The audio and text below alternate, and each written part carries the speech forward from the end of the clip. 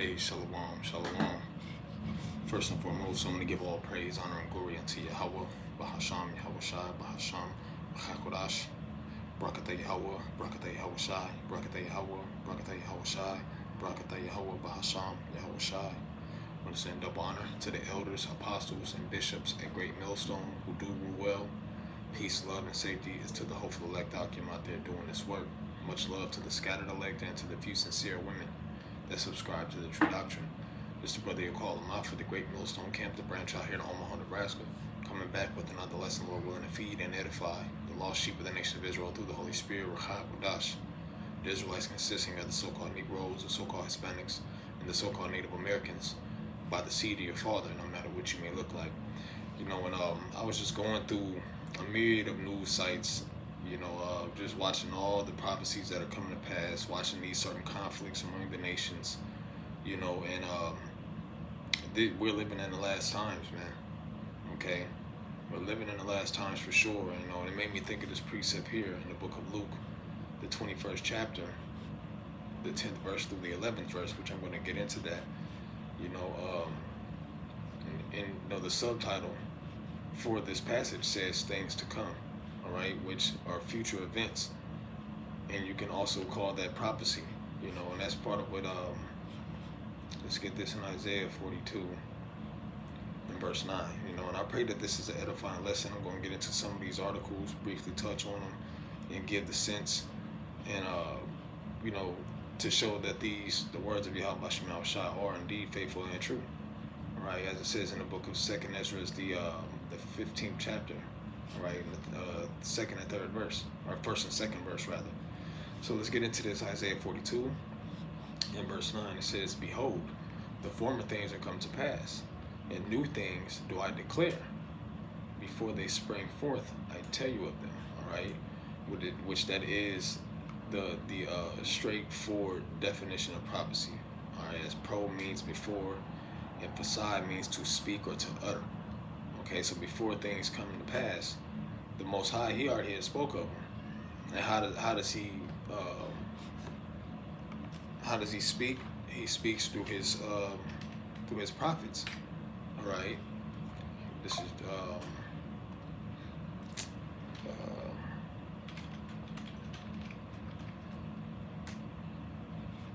let's find this precept, Jeremiah 28 verse 8. It says, "The prophets that have been before me and before thee of old prophesied both against many countries and against great kingdoms, of war and of evil and of pestilence." All right. So the Most High sends out these men, His prophets, as it says that He sent them out betimes or early to prophesy of these things that we see going on today. Okay. So now let's get into this Luke 21 and verse 10. All right. So it says, Luke 21:10, it says, "Then said He unto them, Nation shall rise against nation, and kingdom against kingdom." All right, so starting off there, are we not seeing nations rising up against nations? All right, as you have the conflict that's been going on for like 3.5 years now, which is going over there with Ukraine and Russia. All right, that's been going on for, I believe they said like 1,368 days or something to that effect, which when you break it down, 365 days in a year, it's a little over 3.5 years. Okay, so this has been going on for a while, and guess what? You had, this is a proxy war. All right, essentially this is a proxy war, and it's the same thing that's going on with Israel and Gaza. Okay, as you have Israel, they're constantly, even after the so-called ceasefire, where they were supposed to, or a peace treaty, they were supposed to stop bombing Gaza, right? But immediately after that, I seen earlier today where there was another bombing where like 6, Palestinians were killed through the bombing of Israel. Okay, now I did mention proxy war. Okay, which I'll get this for edification's sake. What is a proxy war? All right. A proxy war is a war fought between states that are not themselves officially involved. Okay, and one thing that America does is it funds military aid. All right, billions of dollars, military and medical aid over there to Israel. Okay, Um, now let's get the specific number, right? So the specific number, let's see if we can pull it up. You know what? I'm gonna do this. I'm gonna go to the Chat GPT, see what Chat GPT says. Right? How much has America funded Israel in aid? Right? So, all right, so, wow. So it says, since its founding, Israel is the largest cumulative, probably saying, messing that word all the way up, recipient of the U.S. foreign aid. In inflation adjusted terms, that the U.S. aid, military and economic, to Israel from 1946 to 2024 of last year is estimated at around 298 to 300 billion. Right? Now today, let's see what it is today, because that they recently sent like I believe another 2.1 billion over there. Okay, okay. So how much is America funded Israel in aid 2025? It says the U.S. State Department has expedited delivery of $4 billion in military assistance to Israel in 2025 under so-called emergency authorities.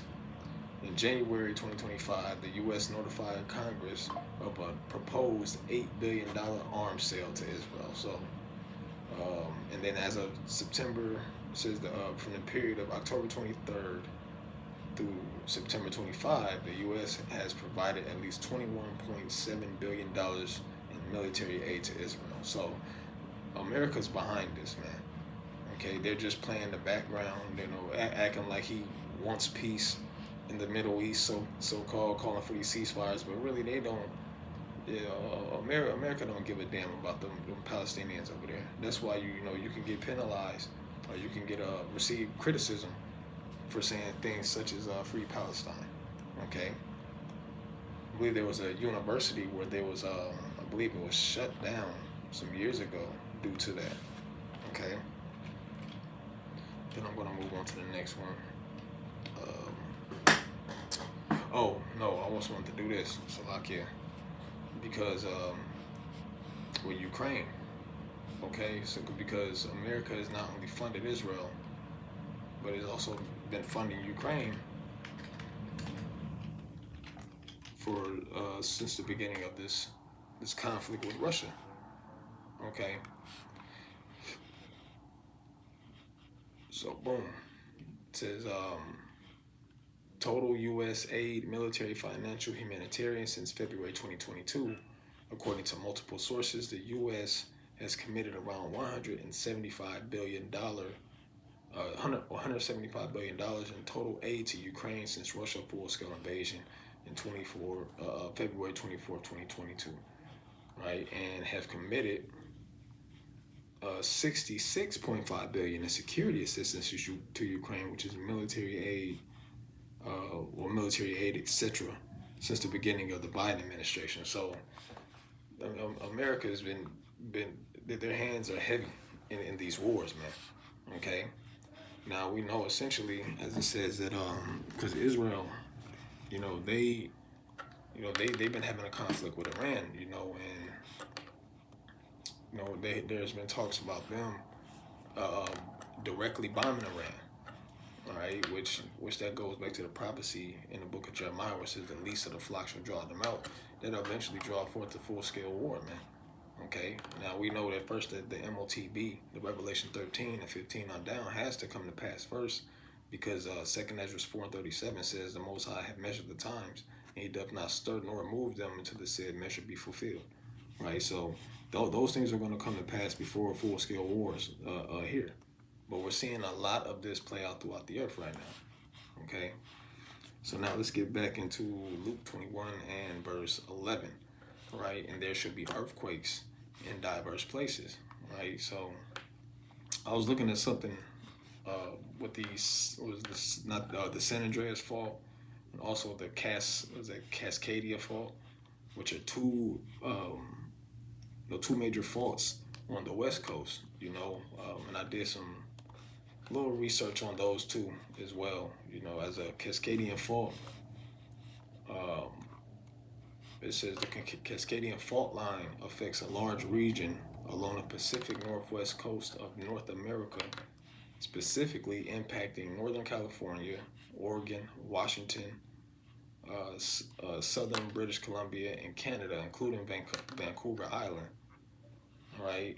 Now, I want to get into this article a little bit. You know, um, and there's also, yeah. Well, let's get into it real quick. This is from this article from the EverettPost.com, and this is dated October the 14th, 2025, which that is today. All right, and it says the Great Shakeout is Thursday. Ready for the big one? Question mark. Okay. Now, damn, here we go. Now I want to get to the point of it. I'll read a little bit. Now I'll get down to the point. So it says North Sound, October 14th. Thursday, October 16th is the annual Great Shakeout, the global earthquake drill where millions around the world will practice their drop, cover, and hold skills in the event of an earthquake. Washington State Emergency Management Division indicated earlier this week that more than 1.5 million people have you, right? So they're allegedly preparing for a major earthquake, right? Which is what this is talking about now. When I did some more research on the Cascadian fault line, it said that, pretty much it is, pretty much it something happens. There's an earthquake that happens every three to 500 years, which on the Richter scale is anywhere between an 8.0 magnitude and a 9.2 magnitude. So this is why this is quoted, ready for the big one, right? So now this is another part. Now this is the point that I want to get in this article. In this EverettPost.com, it says the potential quote-unquote big one is associated with the Cascadia subduction zone that stretches from Northern California to northern Vancouver Island, about 100 miles off the coast. Geologic history, the geologic history, along with the tribal history, describes the last time this subduction zone generated such a huge earthquake was on January 26, 1700, estimated to be a 9.0 magnitude tremor with shaking that lasted up to 5 minutes. The monster earthquake also generated tsunami waves across the entire Pacific. A similar subduction zone earthquake occurred off of Japan in March 2011 that included a devastating tsunami, and now recently another such earthquake off the coast of eastern Russia, which, that was like I believe a 7.8. They had two of them, damn near back to back. All right, and that caused a tsunami off of the coast of California, man. Okay, where there was some, the damage wasn't too bad. There was millions of dollars worth of damage done, but it wasn't devastating to the point where people lost their lives. Okay, so it says the geologists indicate the Cascadia subduction zone releases pressure, resulting in a big earthquake about every 300 to 500 years, meaning it can happen at any time now. I would say allegedly, okay, but these earthquakes, this 9.0 or 8, anything really above the 7.4 is devastating. Let alone an 8.2 to a 9.0 or 8.0 to a 9.2. That's a devastating earthquake. Okay, you could do all your earthquake drills all you want, but that magnitude is a great shaking. All right, and also this is as of another article that I came across. It's from Le Monde. Is it Le Monde? I'll leave a link to this. It's not a .com. It's a very long link, but it says as of October the 10th, 2025, at least 6 killed as major earthquake strikes southern Philippines. Okay, a powerful magnitude 7.4 earthquake struck off of the southern Philippines on Friday, October 10th, killing at least 6 people and triggering regional tsunami warnings that were later lifted. The quake hit about 20 kilometers off of Mayne town in the Mindanao region at 9:43 a.m. according to the U.S. Geological Survey.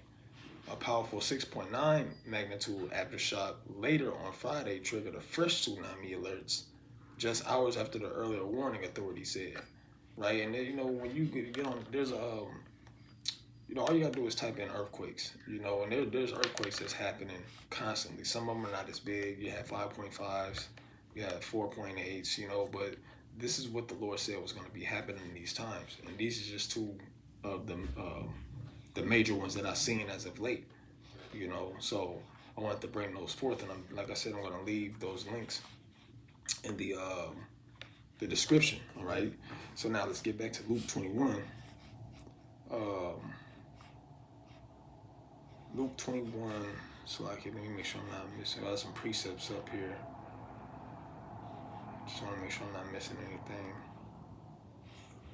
Okay, yep. Let's get back to the Luke 21 and verse 11. It says, so we did great earthquakes in diverse places, and it says, and famines. Okay, now one major famine that we know what's going on over there in Gaza, right? I pulled this article up in the Al Jazeera, and this was dated as of yesterday, October 23rd, 2025. And it says, Gaza will be in the shadow of famine as long as we cannot plant our land. And then it says, Israel destroyed or made inaccessible 98.5% of Gaza's agricultural land. My family's olive grove is part of it, so with this war, that's going on with Israel bombing Gaza, that's called, and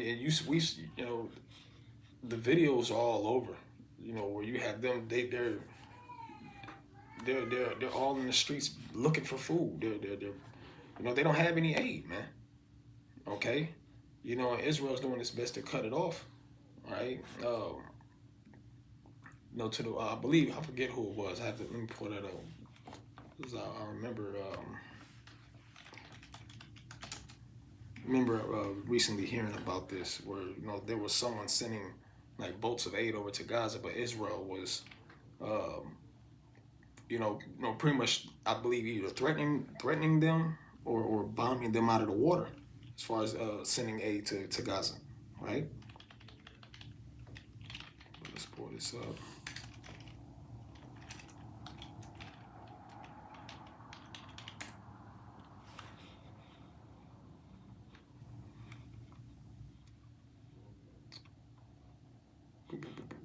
Boom. Let me see. So I don't think this is right. So I don't think this is it, but this is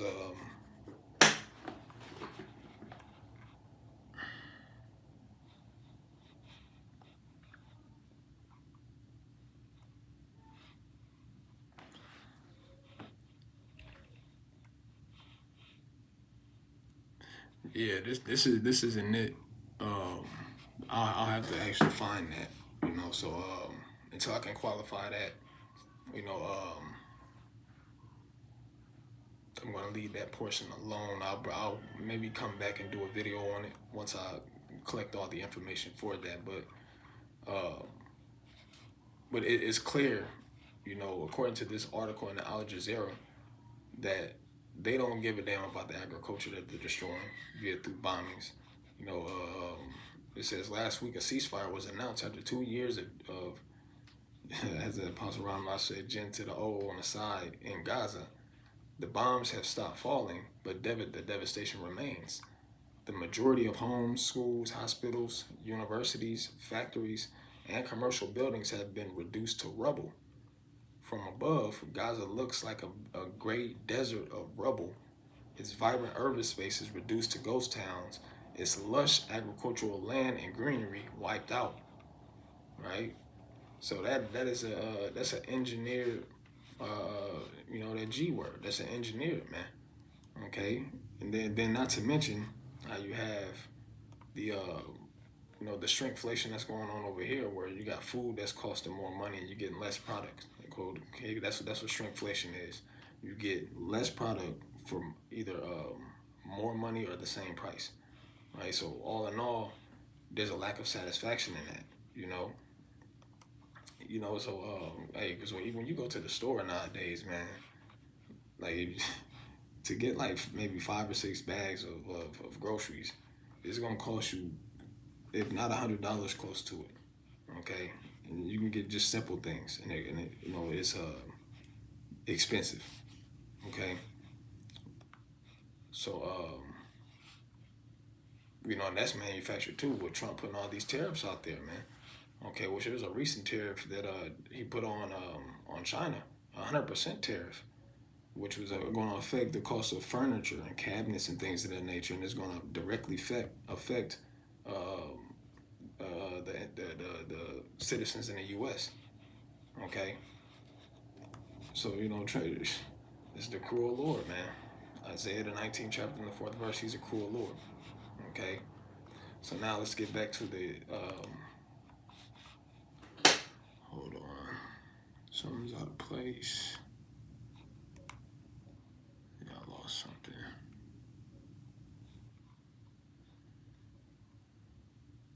Yeah. So this is another article from the NPR.org. It says USDA cancels survey tracking how many Americans struggle to get enough food. It says the United States Department of Agriculture, USDA, under the administration of President Trump, announced on Saturday that it will end a long-standing annual food insecurity survey, calling it redundant, costly, politicized, and extraneous. The Household Food Security Report provides yearly data on the lack of access to adequate nutrition for low-income Americans and helps shape policy on how to combat food insecurity and hunger. All right, it says the USDA's announcement comes after Trump signed the One Big Beautiful Bill Act into law this summer, which expands the work requirements for SNAP benefits. So you can't go in their stores and get your your Debbie cakes and your Flamin' Hot Cheetos and things of that nature. You can't go in there and buy junk, right? It says this, in effect, will leave an estimated 2.4 million Americans without food aid. So really, man, this is an attack on Americans, man. Slowly but surely, this is a manufactured famine. All right, this is part of the things to come, as it says in Luke 21. All right, now it says in pestilences, which I lost my I don't know what happened to it. I think it got closed out somehow. Which is the pestilences, and we've been seeing that going on since really for a while, but especially starting in 2020, where you had that here we go, where you had that CVID, man, and this is from BBC.com, and this is dated as of 3 days ago. It says cold, flu, COVID. Why is everyone sick right now? Okay, and it's ultimately these sicknesses that we see. A lot of them are man-made, especially such as the COVID, measles, which measles is back on the rise. All right. And ultimately, when people getting sick, a lot of it is from our diets that we have here in America. We don't have nutritional food. We have all these different chemicals and dyes and artificial flavorings in the food that we consume on a daily, right? And I say we as though the citizens of America, all right. We from time to time we indulge in those things as well, from time to time, right? And ultimately, I won't say ultimately. Another factor is a lot of people getting sick is because of these these chemtrails that are being sprayed with all these different chemicals that we're constantly ingesting because we got to go outside. Because you got to go to work, unless you have a sedentary job to where you're just sitting at home. You don't have to really leave the house much. You know, we have to go outside. So that's causing us to be congested. Having mucus on the brain, and you know, feeling sick, feeling groggy. Having brain fog. This is um, this is this was coming in the last days. Okay, now it says, just read a little bit of this. It says, "Are you ill? If not, you probably know someone who is, or at the very least, someone who has just recovered. Coughs and colds, it seems, are rampant at the moment. And if the anecdotes of people I know are anything to go by, the bug going around seems to be a particularly nasty one. Sore throat, tick, streamy nose, tick, sinus pressure, double tick. What's going on?" Right? Is now says, is there more illness than normal? It says the data collection from UK Health Security Agency, or the UKHSA, shows rhinovirus, which I'm not sure what rhinovirus is. I have to look that up. It says it shows rhinovirus, what many of us would call the common cold, has been on the increase in recent weeks. It seems to be the most common case of illness at the moment. COVID is also doing the rounds, driven by two new variants. All right, so we got two new variants of the COVID, which is XFG, called Stratus by some. All right, so what does this XFG mean?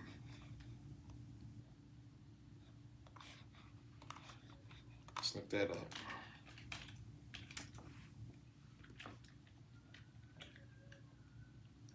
What does it stand for?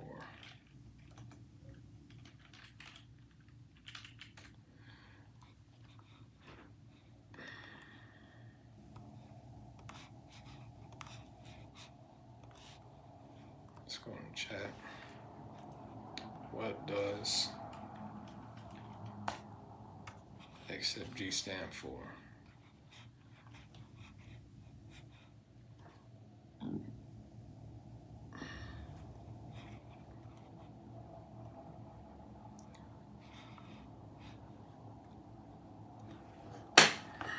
So let me see. So far, I'm not seeing anything as to what that acronym stands for. But it says, this is in the chat. I put in, what does XFG COVID stand for? It says the term XFG refers to a recently emerged C19 variant officially named XFG and normally known as Stratus. This variant is a recombinant strain, meaning it resulted from the genetic merging of two earlier Omicron subvariants, LF.7 and LP.8112. Right? It says, apparently this same stratus was identified in January 2025 this year in Southeast Asia. But now all of a sudden it's becoming, according to the WHO, says has designated XFG as a variant under monitoring, indicating it requires ongoing observation due to its increasing prevalence and potential implications. So I got to figure out what this XFP stands for. It's not giving me a direct answer, but we know that once this variant, spreads like wildfire, of course they're already going to have a cure for it, right? Just like they did when it came out in 2020. They already had one on the back burner. Okay. XFG acronym. All right, we're getting a freeze up here.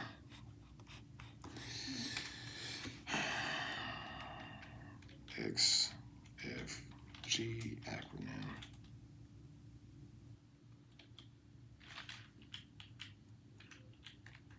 Let's try this one more time. Yeah, it's still not giving me anything. What does Stratus mean?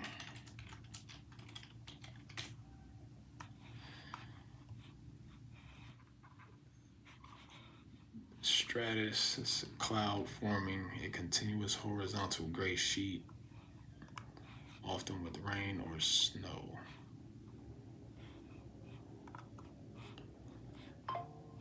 The meaning of stratus. This is the term stratus describes flat, hazy, featureless clouds at low altitudes, varying in color from dark gray and nearly white. The word stratus comes from the Latin prefix, layer or sheet, right? So this is the name of this new variant, all right? I'm just gonna keep an eye out for that. We have to keep an eye out for that because, we can't be ignorant to Satan's devices, all right? We understand who he is. We know who you are. All right, let's actually move on back on to the precept, and I've got some more precepts lined up that I want to get into. Right, so it says, and fearful sights and great signs shall there be from heaven. And those fearful sights, what's one of those fearful sights? And I'm going to pull that up, where we at? Yep, there we go. So the fearful sights are those UFOs, man, so-called UFOs, which we know according to the book of Psalms. Let's get that. We know them as the chariots of the Heavenly Father, man. Okay, where we at? Yep. Was that Psalms 103? Psalms 103, verse 4. Or is it 104 and 3? Let's see, Salakia. Yep, this is the book of Psalms, chapter 104, and verse 3. It says, "Who layeth the beams of his chamber in the waters, who maketh the clouds his chariot, who walk upon the wings of the wind." Okay, and this is what we've been seeing. It says that these angels, it says the angels are in the chariots, all right, thousands of angels.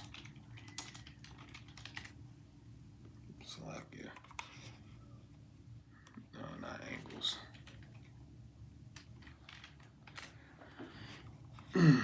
Psalm 68, verse 17, "The chariots of Yahweh are 20,000, even thousands of angels.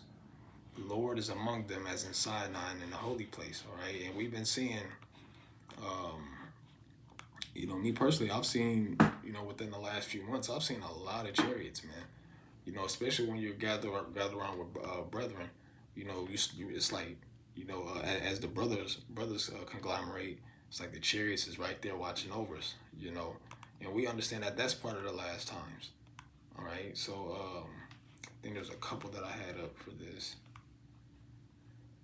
This was in September 11th, right? And I believe this was the same one where you had those, they had a congressional meeting, and they were like, they're coming for us, and they verified that when that chariot that they shot, I forget the type of missile that they shot at it,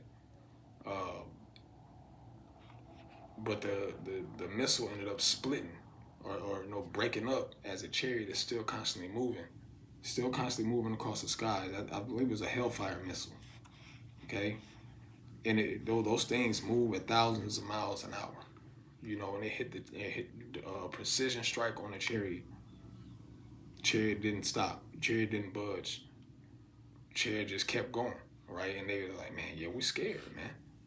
All right? And that's why it says in the scriptures that when these chariots of Yahweh Shem Yahushai, let's actually get this, when those chariots of Yahweh Shem Yahushai visit the earth, it says they're going to be scared but durst fight, all right? This is Zechariah chapter 5 and verse 4, all right? Hold on, let's see. Yeah, verse 4. Zechariah chapter 5, verse 4 says, "I will bring it forth, saith the Lord of hosts, and it shall enter into the house of the thief, and into him." Well, matter of fact, let's go up. Let's go up to the top, all right? And then I'll get the context. This is Zechariah 5, verse 4. It says, "Then I turned and lifted up mine eyes, and looked, behold, a flying roll. And he said unto me, What seest thou? And he answered, I see a flying roll." And that's talking about the chariots of Yahweh Shem Yahushai. The length thereof is 20 cubits, and the breadth thereof 10 cubits. All right. So now I'm gonna jump down. Oh no, let's continue on. Verse 3, it says, Then said he unto me, This is the curse that goeth forth over the face of the whole earth. And there was another one, because there was one article that I had up, and I'm all over the place. I'm probably closing them out looking up things, but there was, within this year, there was over 8,000, I'm about to pull that back up, 8,000 chariot sightings over U.S. military bases. Okay.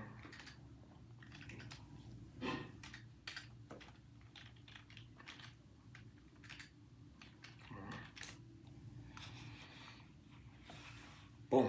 Right. So let's actually get the date on this. Yep. This is dated as a month ago from the dailymail.com. This is from August 27, 2025 from dailymail.com. It says Pentagon baffled by 8,000 mysterious UFO orbs hovering over U.S. military bases. Okay. And this is this is separate from the event that happened where they struck that chariot with the Hellfire missile. This is a different account. Okay. And now the UFOs are constantly the appearances is constantly increasing here in Babylon the Great. All right, and we know why, because like it says here in Zechariah 5 and verse 4, and I will bring it forth.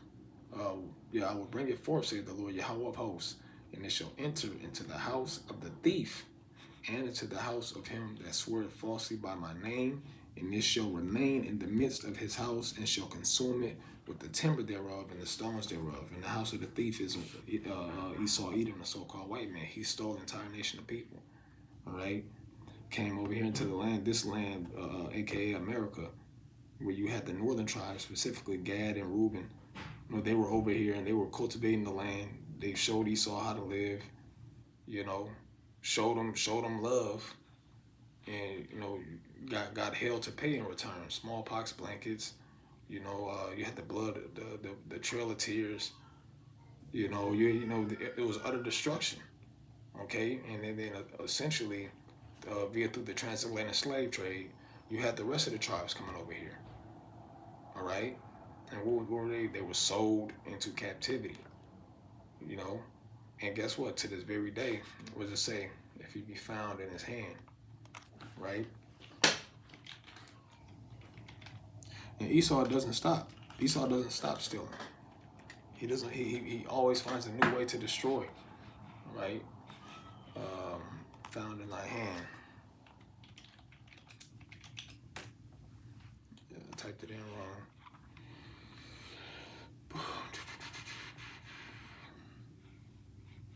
Yep, this is Exodus chapter 21 and verse 16.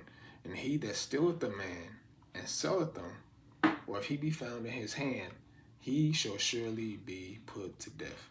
Right? And when Yahweh Shemel Shai has Yahweh Shai, so let me rephrase it. Once the Heavenly Father Yahweh, whom this world ignorantly calls God, sends his son Yahweh Shai to visit this earth, as is written of in the book of 2nd Ezra, the 9th chapter, him and the angels. Okay, Michael being the second in charge behind Yahweh Shai. Once they come back with the thousands and thousands of chariots, they're going to destroy this place. Because guess what? Right here in America, the northern country, right, is where a lot of the tribes are in captivity to this devil, man. Right? We're a stolen people. So the Most High is going to redeem his elect, and he's going to destroy Esau Edom. Right? And we're looking forward to that. Right? Because the Most High said he was going to do it.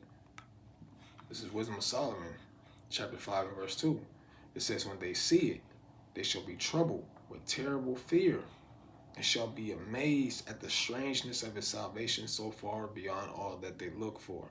All right, this is the same type of salvation as it was at Acts, the first chapter, where you had the men were looking up into the heavens as Yahweh Shai was taken by a cloud via a chariot. What did the angels that stood by say? They said that the same Yahweh Shai that you have seen go into heaven, in like manner shall you see him return. Okay, because to see the clouds or a chariot take someone up, that is an amazing sight, man. You know, I mean, I haven't seen it personally, but I can imagine it's an amazing sight to see somebody there and then the next minute they're gone, man. Okay, but this is why it says also that they're scared, and I believe that's in the book of Second Ezra 13, right?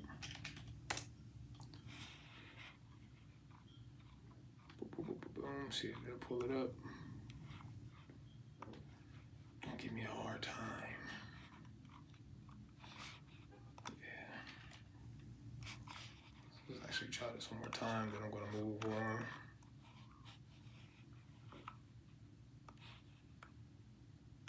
It might be in the book of Revelation.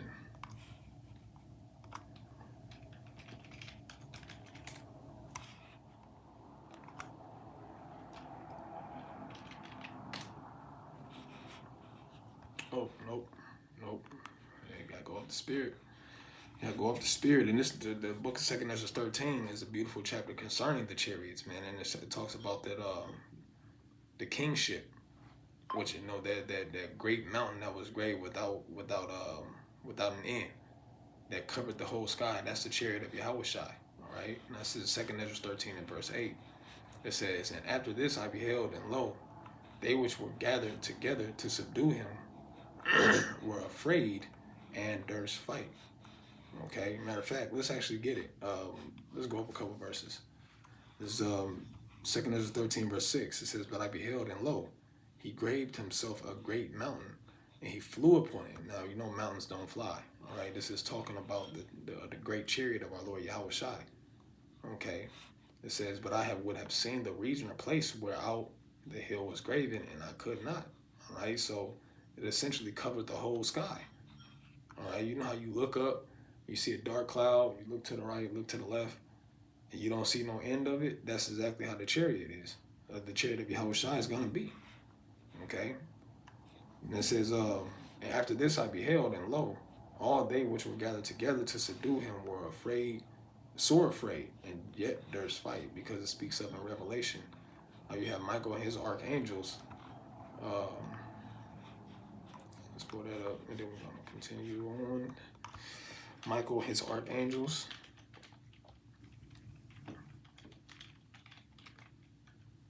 All right.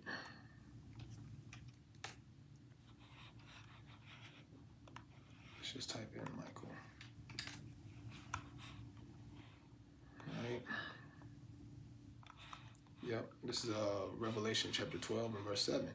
It says, "And there was war in heaven," right, which is the skies, just the skies. All right.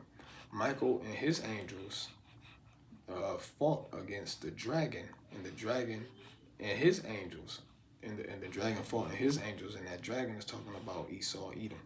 Okay, because he's gonna come together with his warplanes. He's gonna more likely gonna try to shoot missiles at it, at the chariots. Okay, I forget what president that was. I believe it was, I want to say it was Reagan. They say that there was like an outside force. All right, let's actually pull this up, making it easy for myself. President that spoke about we should all come together and fight against it. Right? Let's see how the quote is.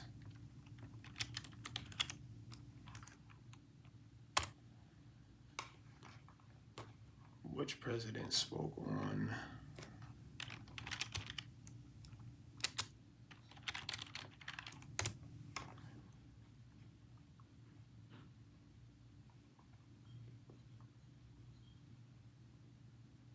Okay, it looks like Jimmy Carter, right?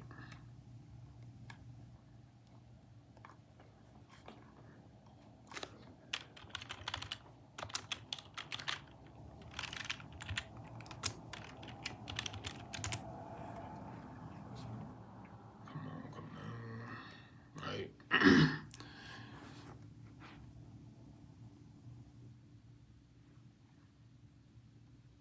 No, it wasn't. That's not it. Actually, hit the light in here. It's starting to get dark. So look here.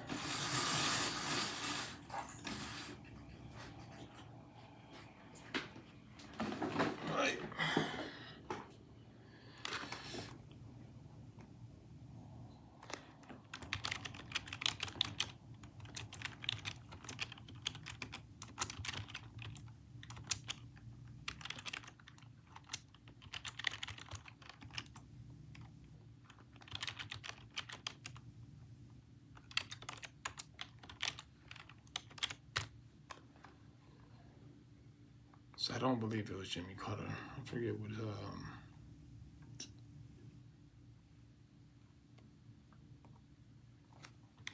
in case of an alien invasion. I forget how he worded it.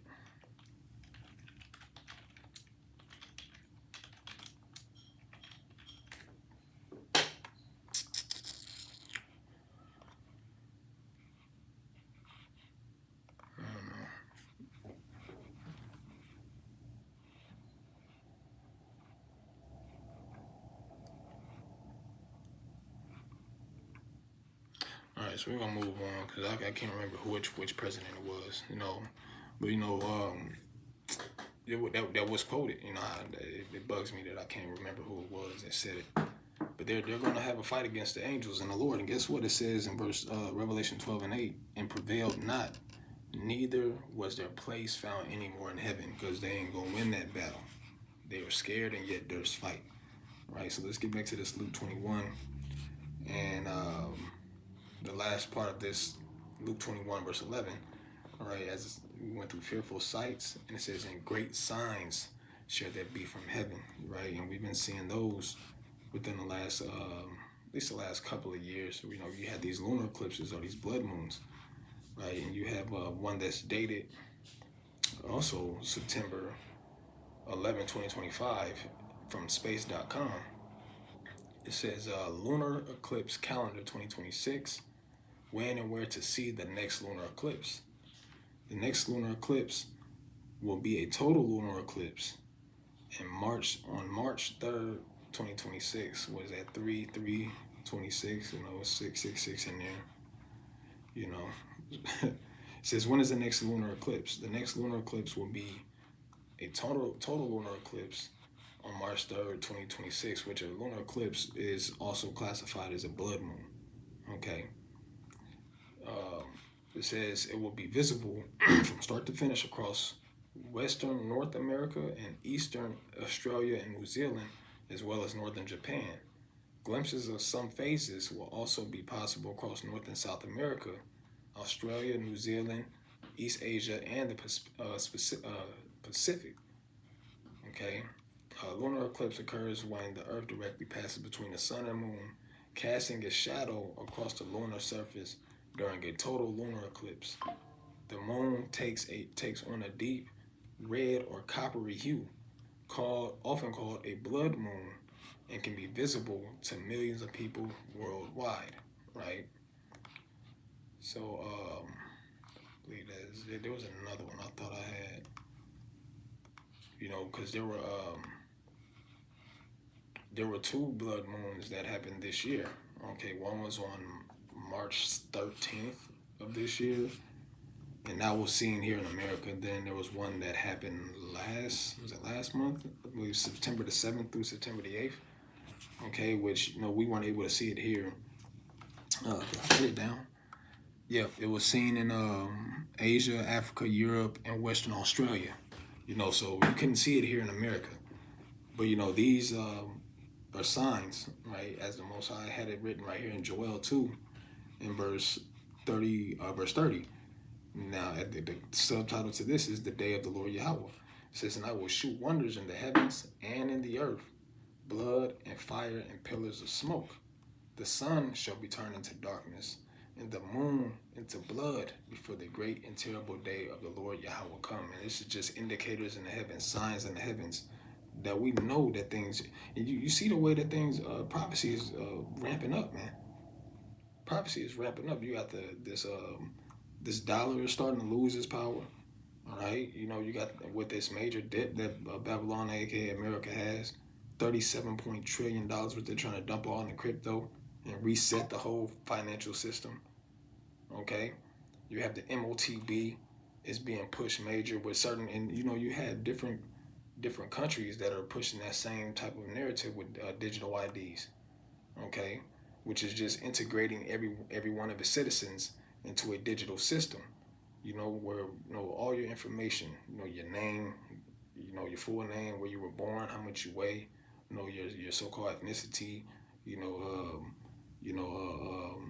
where you went to school at, you know, what's your mother's maiden name, all your information, you know, your social security, you know, your bank statements or your financial status, all that's going to be on there, your health records. So this is just integrating everybody into the system, which eventually, you know, it'll be malleable to the point where they'll bring in this MOTB system, which is that RFID micro C hip.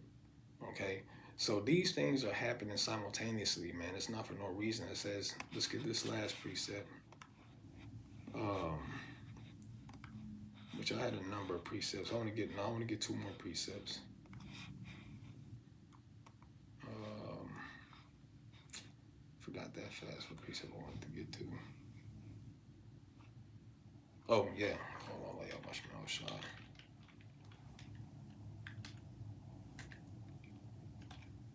It's in the book of Matthew 24 and verse 22. And it says, except those days should be shortened, there shall no flesh be saved. But for the elect's sake, those days shall be shortened. And you see how the times are flying. All right, these years are going by quicker than ever. Right now, we're in October, right? So October, November, December, 2 more months, and then we're going into 2026. Okay, it's like this year just started like a few months ago. That's how it feels. All right, summer flew by like nothing, right? So these seasons are passing. It says, but for the elect's sake, those days should be shortened. So this is why, and everybody's noticing how time is just moving fast. All right, time is moving very fast, and it's for prophecy's sake. All right, and this is last precept. It says Numbers 23 and verse 19. All right, matter of fact, let's get Isaiah 55 and verse 10. It says, "For as the rain cometh down, and the snow from heaven, and returneth not thither, but watereth the earth, and maketh it bring forth and bud, that it may give seed to the sower and bread to the eater. So shall the word that goeth forth out of my mouth. It shall not return unto me void," which void is empty. Okay? "But it shall accomplish that which I please, and it shall prosper in the thing whereunto I sent it." So all these prophecies that we went through in the book of Luke 21, verses 10 through 11, all these things are coming to pass. Okay? All these things are coming to pass as we speak. Okay? Persecution is coming down on the elect. You know, it's coming down really, that Revelation 12:12 is coming to pass on all the American citizens. All right? As the Constitution is being thrown in the trash, man. Freedom of speech, you know, with all these different, I call them events, psyops. All right, as you know, multiple brothers that say these psyops are coming to pass, just so they can slowly but surely take away the rights that they gave to you. All right. So, you know, I pray that this was edifying. I'm gonna leave it off there. You know, and with that being said, I'm gonna give all praise, honor, and glory unto Yahweh, Bahasham, Yahweh Shai, Bahasham, Ruach HaKodesh, Barakatah Yahweh, Barakatah Yahweh Shai, Barakatah Yahweh, Barakatah Yahweh Shai, Barakatah Yahweh, Barakatah Yahweh, Bahasham, Yahweh Shai. Double honor to the elders and apostles at Great Millstone. Peace, love, and safety is to the elect. Shalom.